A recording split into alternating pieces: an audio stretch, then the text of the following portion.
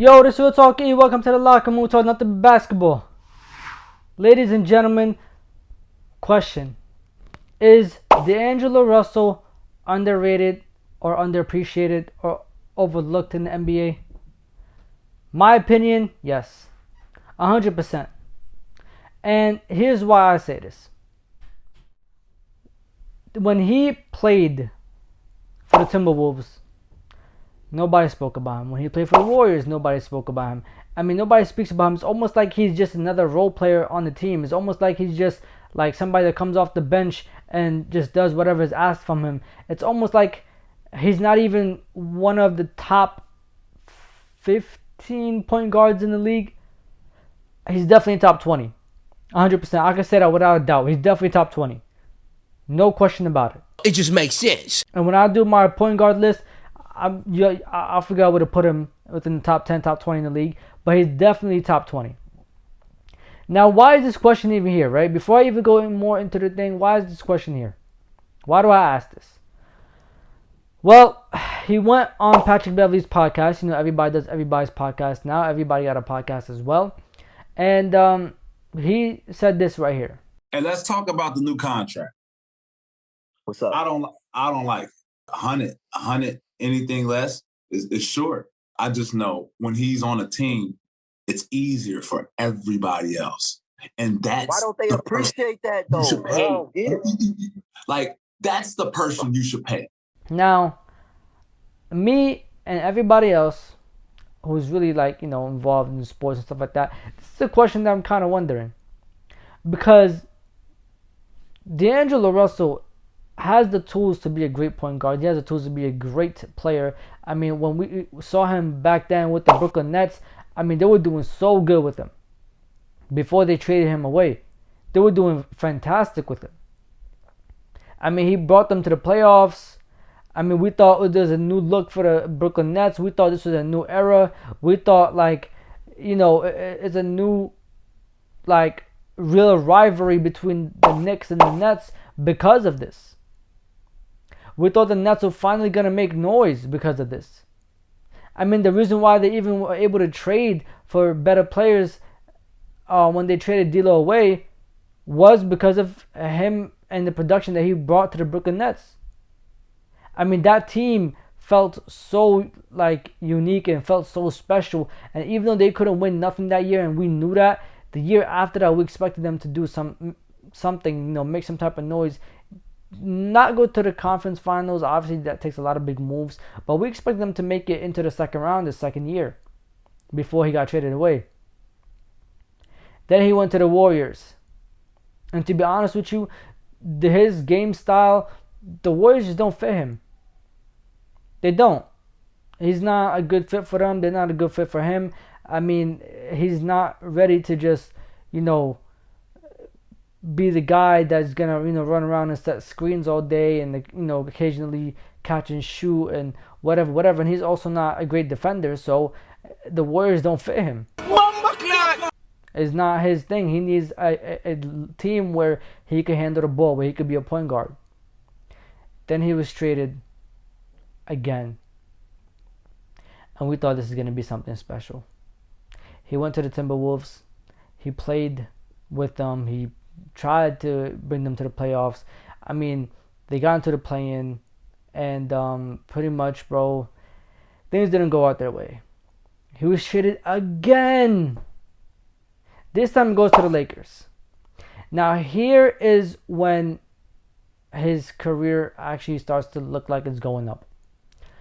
During the trade deadline this last year, the 2022-2023 season, when he was traded to the Lakers, we thought this is it right here.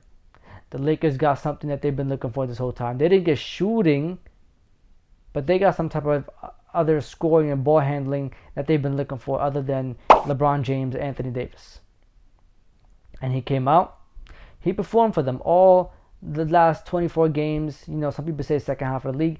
But all the last 24 games of the season, he performed. He did everything he could. Until we got to the conference finals. Now here is where he play really bad, and everybody in the world has held on to this like it was the last time we'll ever see him play. I mean, the world held on to this series right here like we just forgot that players have bad series in the playoffs. Players have bad games in the playoffs. Players have bad quarters. Players have bad whatever it might be. It's like we forgot that. It just doesn't make sense to me. But at the same time, it's rightfully so. Like, he came out, he didn't perform as great as we wanted him to. I believe he put up 8 points the first game, 10 the second, 3 the third, and about 4 points the last game. Huh? Lakers get swept, which is not entirely his fault, but he definitely contributed to that. They got swept. Now everybody's holding on to this, right? And everybody's saying, okay, he's underrated, he's overlooked because of this right here. I actually don't think it's because of this right here. I think he's overlooked because of many other things. One, he's not a type of player that's going to bring it every night. Relax. And what do I mean by that? Obviously, he wants to bring it every night, bro. He wants to play hard every night, and that's his goal. You know, no player is going to come on and be like, I don't want to play hard every night. But his play style is not like, I'm going to have 25 points and 12 assists every single night. Even though he has the tools to. He has a talent to do something like that. But that's not what he does every night. And maybe with the Lakers, this could be changed. I mean, he only played with them, 24 games before the playoffs, and he was trending in the right direction. And now we get to see him with the Lakers this entire upcoming year. And we'll see. And plus, there's a lot of antics that he did. There's a lot of antics. I mean, when he was playing, I think, with the Warriors, when he first got traded to them, he was in the airport, and he had the he had the ganja in his bag at the airport. So there's some antics that people are like, I don't know if we could give him this amount of money or whatever. Plus the hype that he has around him is not that crazy. It's not box office. He's not gonna bring these amount of tickets to your team. From what we've seen the last couple of times he's been traded with the last couple of teams he's been on, it's not like he makes a huge difference in winning or making to the playoffs or not. And these type of things do come to effect when it's time for contracts. And why do I say this? He got about, I think it was a 2-year, $26 million deal with the Lakers, or $30 million deal with the Lakers for this upcoming year and the year after. And maybe, yes, he does deserve more money. I actually think he deserves between 20 to 25 a year. And I think he deserves about 3 years, 4 years, something like that. 2 plus a player's option, at least. That's what I think. But the Lakers didn't give him that. Why? One, they have a lot of guys on the roster, bro. They have a lot of guys that they got to pay. There's a lot of guys that they still got to sign, at least at that time. They have to round out the team. They have to build the team. They have to bring some guys back. I mean, they even let some guys go. They couldn't give him exactly what he deserved. But they gave him something, nevertheless. And to be honest with you, he got to prove himself. Now, the thing that I hate is the fact that everybody's forgetting his performance against the Warriors in the second round. Everybody's forgetting that the Lakers won and got past that round, not 100% because of him, but he played a huge part. I mean, there was some quarters in that series where he had 21 points in the quarter. There was some halves in those games where he put up 22 points in a half.